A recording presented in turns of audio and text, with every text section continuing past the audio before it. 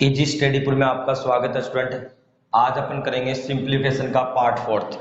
और देखो student, part fourth में आज अपन पढ़ेंगे परफेक्ट स्क्वायर रूट। क्या निकालेंगे? परफेक्ट स्क्वायर रूट निकालना सीखेंगे कि परफेक्ट स्क्वायर रूट कैसे निकलता है।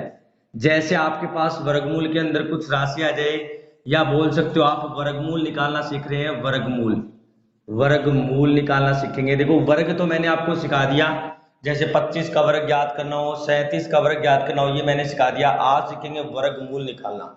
देखो वर्गमूल का प्रश्न बीच में सिंप्लीफिकेशन के आता है, किस प्रकार पूछा जाता है। देखो लेकिन देखो आपको वर्गमूल ज्ञात करने से पहले कुछ छोटी सी मिनी बातें ध्यान रखनी पड़ेगी।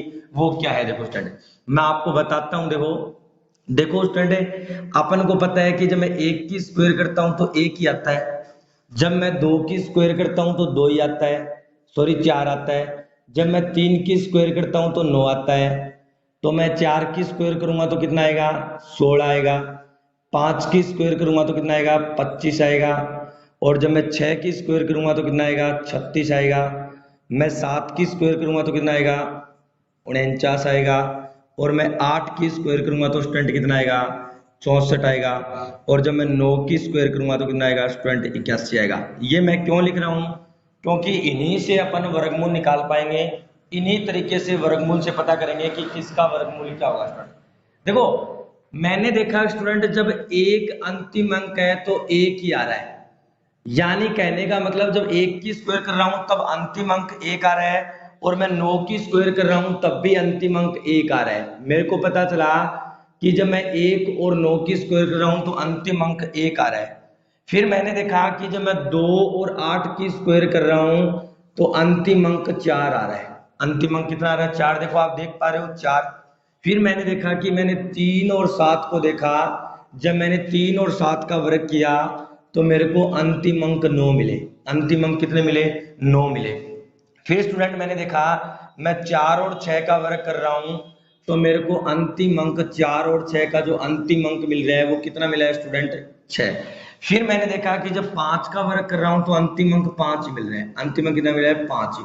तो देखो स्टूडेंट, ये विशेष करके आपको ध्यान रखना है बस, कि एक के वर्ग के लास्ट में जब मैं वर्ग करूंगा तो एक ही मिलेगा। 9 का वर्ग करूंगा तो एक मिलेगा। 2 का और 8 का करूंगा तो मेरे को 4 मिलेंगे। 3 का और 7 का करूंगा तो मेरे को 9 मिलेंगे। 4 का और 6 का करूंगा तो मेरे को 6 मिलेंगे। 5 का वर्ग करूंगा तो 5 मिलेंगे। क्योंकि ये बातें ही आपको वर्गमूल निकालने में हेल्प करेंगी। ये बातें ही आपको वर्गमूल निकालने में क्या करेगी? हेल्प करेगी। अगर आपको ये पता है तो आप वर्गमूल निकालने में एकदम इजी तरीके से निकाल सकते हो, एकदम सरल तरीके से। देखना, जैसे मैं एग्जांपल ले रहा हूं, लेकिन ये बातें ध्यान रखनी है आपको जो मैंने लिखी है अभी बोर्ड पे। आप देखो स्टूडेंट, मैं जैसे एक एग्जांपल लेता हूं, एक एग्जांपल। तो देखो मैं एक एग्जांपल ले रहा हूं स्टूडेंट, एक एग्जांपल लेते हैं कि किस प्रकार वर्गमूल ज्ञात किया जाएगा। जैसे देखो स्टूडेंट, मैंने फॉर एग्जांपल लिया, एक बार यहीं लिख रहा हूं, फिर मैं इसको मिटा भी दूंगा। जैसे मैंने 1156 लिखा स्टूडेंट, क्या लिखा? 1156। अब आपको नहीं पता कि इसका वर्गमूल क्या होगा, कैसे ये बाहर निकलेगा, कितने का वर्ग है ये, 50 का है, 40 का है, 30 का है, 20 का है, ये पता करेंगे। आप देखो स्टूडेंट, आपको क्या देखना है? सबसे पहले वर्ग में ये देखना है कि मेरे को पता है कि जो 6 जो आता है वो लास्ट में या तो मैं 4 का वर्ग करता हूं तब आता है, या मैं 6 खुद का वर्ग करता हूं तब आता है। लास्ट अंतिम अंक देखना है। देखो जब मैं 4 का वर्ग करूंगा तो 6 मिलेगा, और जब मैं किसका वर्ग करूंगा? 6 का वर्ग करूंगा तब भी 6 मिलेगा। ये दोनों लिख लिया।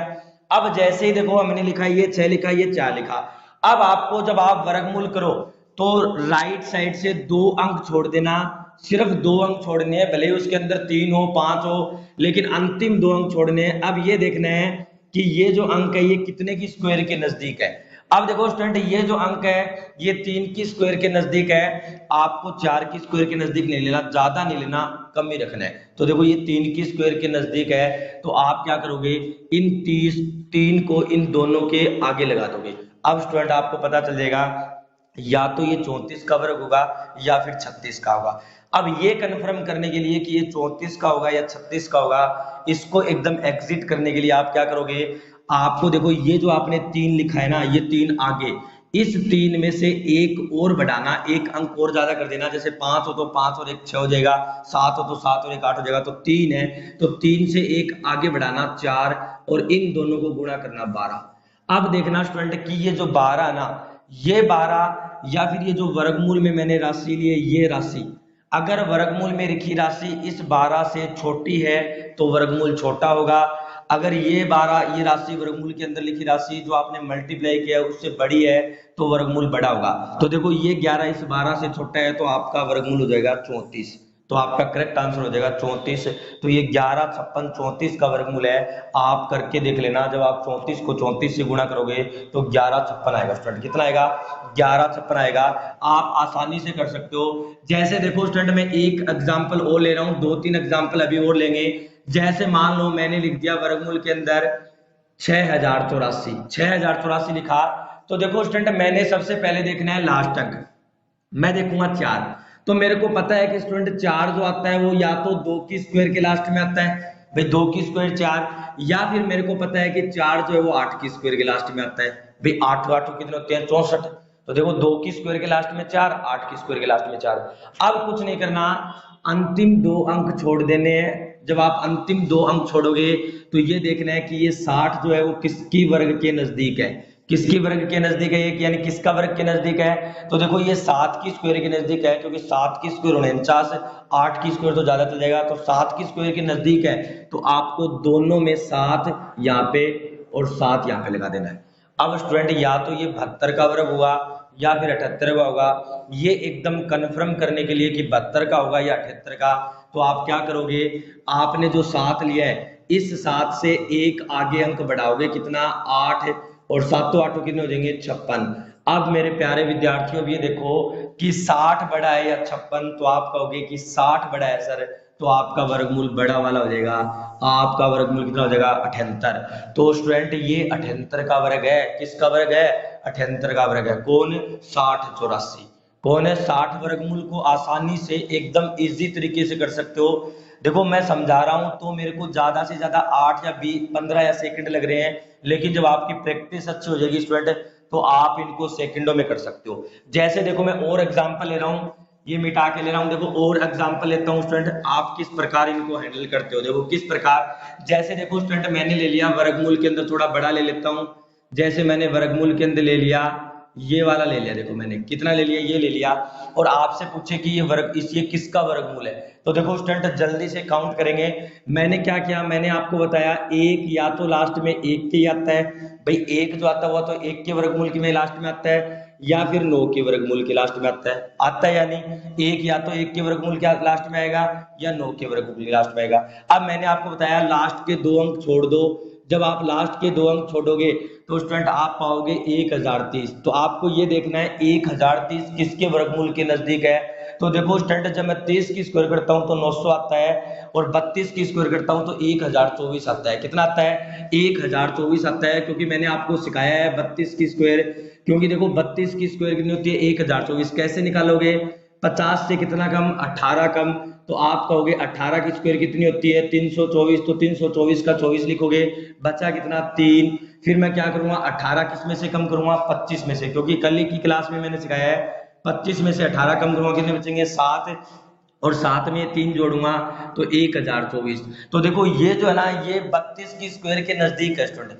तो आप क्या करोगे? 32 यहाँ पे लगा दोगे, 32 यहाँ पे लगा दोगे, तो आप ये कह सकते हो या तो ये 329 का वर्गमूल है या फिर ये 321 का वर्गमूल है। अब ये कंफर्म करने के लिए क्या करोगे?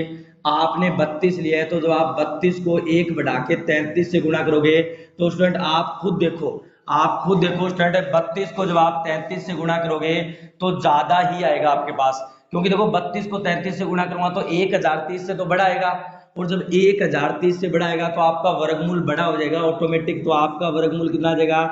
नहीं सॉरी, आपका स्टूडेंट 321 हो जाएगा। क्यों देखो जब आप मैं 32 को 33 से गुणा करूंगा तो राशि बड़ी आएगी, और जब राशि बड़ी आएगी तो मैं ये देखूंगा कि वर्गमूल में लिखी राशि इस राशि से छोटी है, तो आपका वर्गमूल छोटा वाला हो जाएगा, यानी 321 आपका क्या हो जाएगा? वर्गमूल हो जाएगा स्टूडेंट।